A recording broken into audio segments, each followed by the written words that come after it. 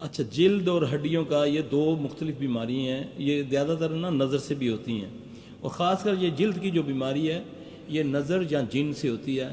حضرت ایوب علیہ السلام فرماتے ہیں نا، اللہ کہتے ہیں نا قرآن میں کہ میرے بندے ایوب نے نادا کی کہ اللہ مجھ کو شیطان نے زر پہنچا رکھی ہے۔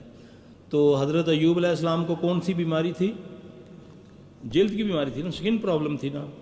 تو ان کو ایک دعا بتائی تھی، ربی انی مسنی یضر وانت ارحم الراحمین۔ وہ بیری کے پتوں سے غسل بھی کرے روزانہ بوائل کر کے، اور اس دعا کو کثرت سے پڑھے، اور ہڈیوں کے درد کے لیے وہ جو دعا بتائی اعوذ بعزت اللہ و قدرتہ من شر ما اجد واحذر۔ ایک دعا اللہ کے نبی صلی اللہ علیہ وسلم پھوڑے پھنسی کی دعا ہے، بسم اللہ تربتہ ارزنا بریکت بعدنا یشفی سقیمنا باذن ربنا۔ یہ دعا کا اگر وہ دم کرے تو انشاءاللہ اللہ اس کی جلد کی بیماری ٹھیک کر دے گا۔